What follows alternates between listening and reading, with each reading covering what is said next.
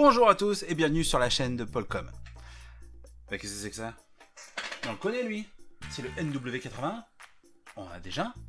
On sait que il est tout neuf celui-là. Comment se fait-il? Eh bien en fait, voilà, ça fait 3 mois que j'ai fait la première vidéo, je l'ai publiée que récemment.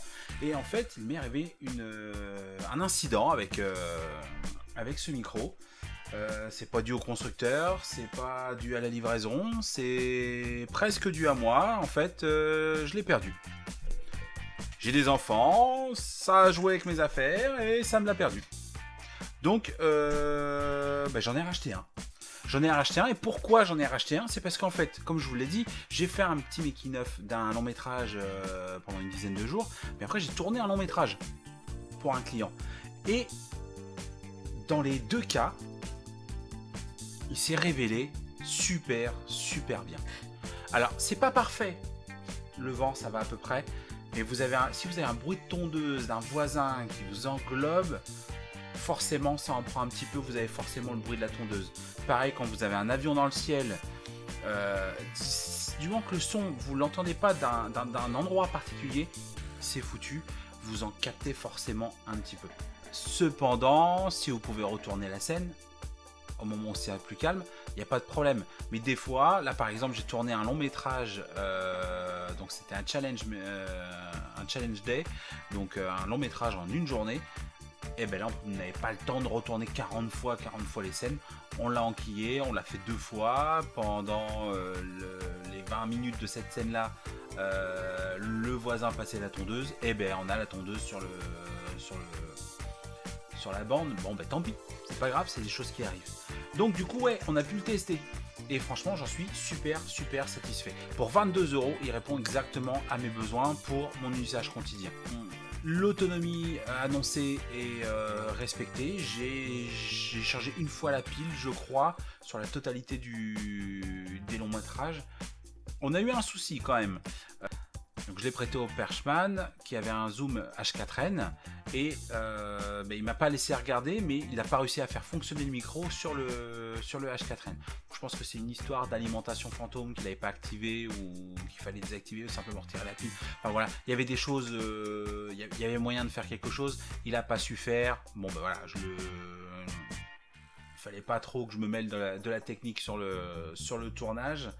Parce que j'étais entouré malheureusement de gens de caractère, donc il fallait pas trop froisser personne. Donc voilà, pendant ça fait 3 mois en fait que je l'utilise et effectivement on fait énormément de choses avec. De l'interview, la prise de son est vraiment sympa. Donc oui, il y a un autre souci que j'ai pas précisé aussi sur les micro canons. Le problème c'est qu'en fait ils sont sensibles au toucher. Là, si vous le mettez en fait sur votre DSLR comme je l'ai fait dans la vidéo précédente et que vous le mettez sur la pince qui vient directement sur le DSLR, il ne faut plus toucher au DSLR. Vous ne pouvez même pas zoomer avec votre DSLR parce que vous allez capter le bruit du zoom qui se déplace. Le focus qui se met en place, vous allez l'avoir. Par exemple, j'avais mis mon DSLR sur un rig.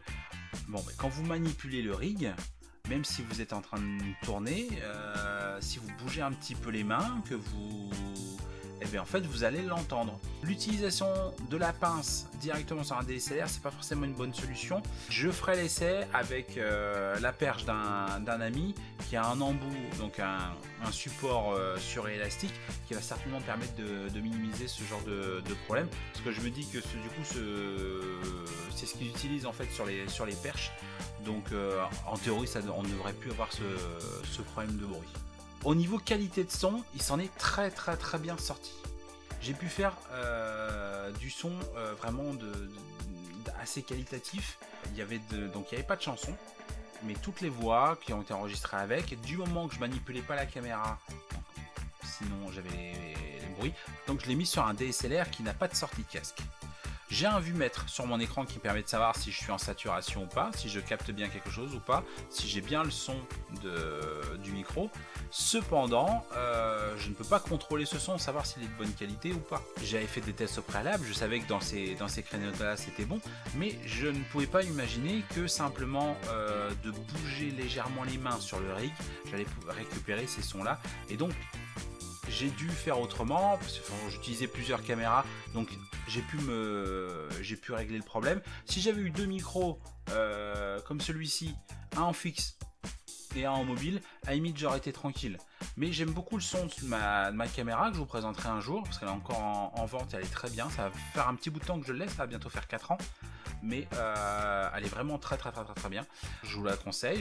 J'ai envie de passer à autre chose maintenant, parce qu'il me manque certaines fonctions, il me manque certaines choses que j'ai envie de développer, j'ai envie de progresser. Donc je vais passer à autre chose, mais elle est vraiment super bien. Donc au final, le bilan de ce modèle, franchement sympa, facile à mettre en place, pas de problème d'autonomie, le son il est bon, il est bien directionnel, même si on a... Alors le directionnel est pas super ultra performant, hein. Ça vaut pas un Rode, ça c'est clair. Par contre, j'ai une qualité de son qui est bien supérieure à ce que je pouvais obtenir directement d'un micro intégré à un DSLR et de ma caméra. Ma caméra est pas trop mal de ce côté-là, mais ça reste un micro de caméra, donc c'est pas extraordinaire. Le micro Canon vient vraiment rehausser la qualité globale du son et on obtient un boulot vachement sympa.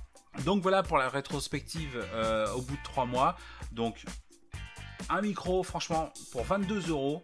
Parce que du coup je l'ai acheté 2 fois, donc j'ai un micro pour 44 au final. Bah bon, peut-être qu'un jour je vais retomber dessus et puis à ce moment là ça me fera 2 micros et là je serai super content. Sincèrement, si vous voulez un micro de secours en dépannage pour pouvoir pour pallier à un moindre problème ou quoi, franchement prenez-le. Si vous avez un Rode en micro principal et que vous voulez avoir un truc en dépannage, prenez ça, vous êtes sûr d'avoir un truc nickel. Ou alors vous multipliez, vous en achetez 2, 3 et là vous êtes sûr d'avoir une qualité de son optimale et franchement ça rend le service. Premier achat Neewer, une réussite. Mais je sais pas si vous avez remarqué, il y a quelque chose qui a évolué pas sur mon décor, mais sur mon setup.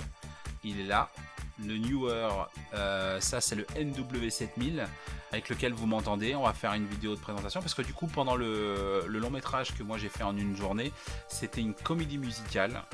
Donc il y a eu énormément de travail de son au préalable et du chant. Et le chant je l'ai pris avec ça. Et sincèrement, pour son prix, il fait carrément le job. Mais ça, on en parle dans une prochaine vidéo.